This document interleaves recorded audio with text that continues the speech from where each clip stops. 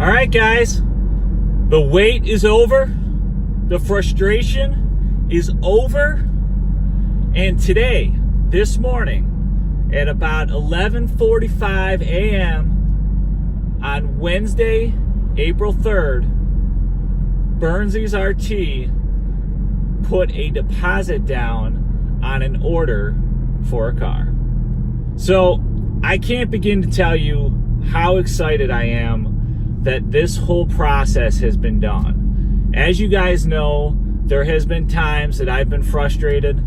There's been times that I've vented about the dealers I've been working with. And if you guys haven't seen some of my posts on Instagram as of late, you may or may not know that the car in Michigan got sold the day before I put a deposit on it.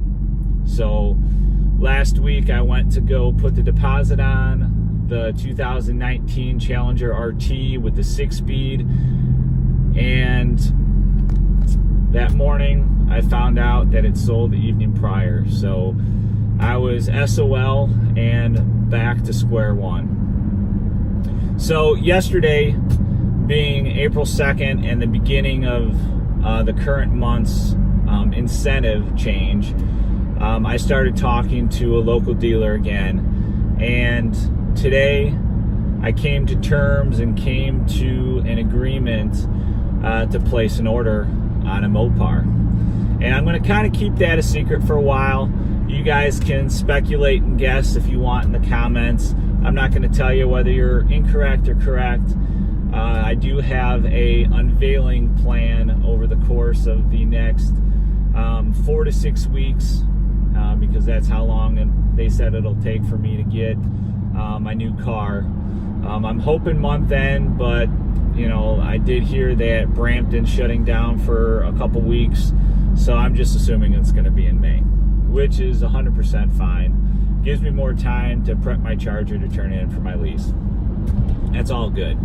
So I'm not going to reveal what I got or what I will be getting, but I will kind of tell you the process and the different terms that I've came to agreement with the dealer.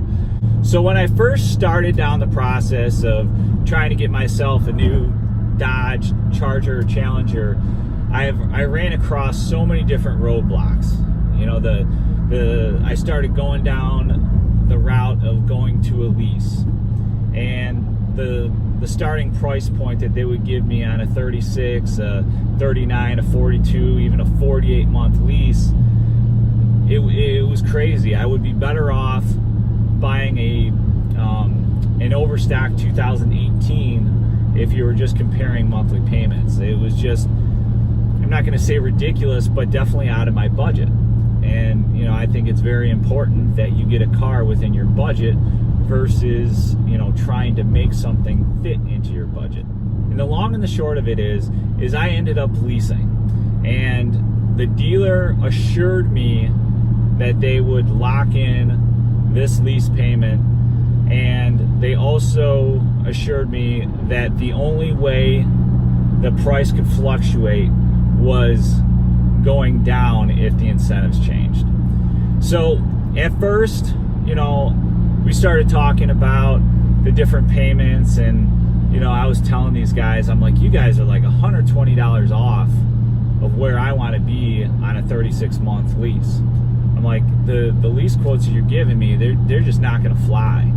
So then they started to go down the route of trying to extend the term to get the lease payment to where I wanted on a monthly basis, which, to be perfectly honest with you, I'd be fine with going with the longer term, because you know, I'm always going to have a car payment. When we finally came to an official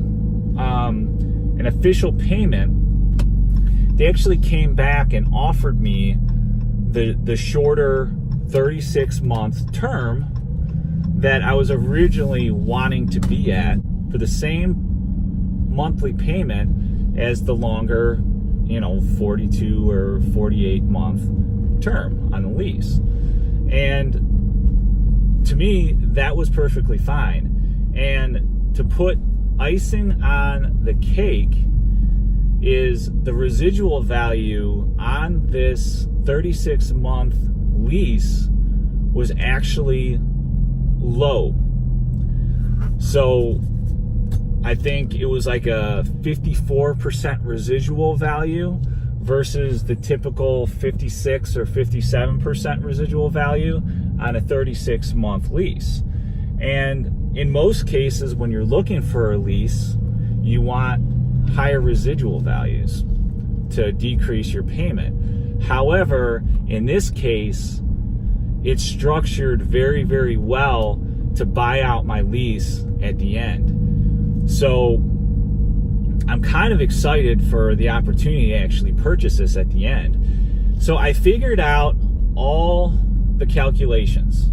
So if I were to ride out the 3 years on this lease, buy out the lease at the end, including finance costs and charges, as well as tax on both the lease as well as the used car purchase at the end, my overall payments, including like a 4-year term loan at the end and my 3-year lease, I will have actually paid less than $2,000 of the actual sticker price. So the long and the short of it is the way that they have this lease structured, and I buy out this lease, I will actually be paying less than if I purchased the car. So I'm pretty stoked about that. Originally, I wasn't too keen on the low residual until I took that angle on it. And I don't know why that would benefit the dealer to do that. But regardless, I would be in a great position to either get out of my current lease early, because in a sense I'll have 3% equity in it over a typical lease. Either that, or I can buy it out at the end and end up paying $2,000 to $3,000 less than I would if I just outright purchased it.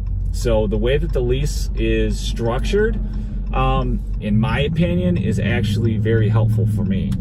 So the long and the short of it is my maximum amounts of payments on this lease with a buyout is less than if I financed it over a course of 7 years at a rate of under 4%. So I'm pretty pumped about the flexibility that I will have in 3 years with this vehicle. So I'm super pumped, super damn excited, but it's going to be a hard 4 to 6 week wait to reveal my car to you guys. But I'm so pumped. I'm so excited. I have so many plans for this new car, and it's only going to give me additional leverage and additional content to provide to you guys, and I'm pretty stoked about that. So hope you guys sharing my excitement, and if you're new to the channel, be on the lookout for some new content, new revived content, and I will talk to you guys soon, and take care. Talk to you later. Bye-bye.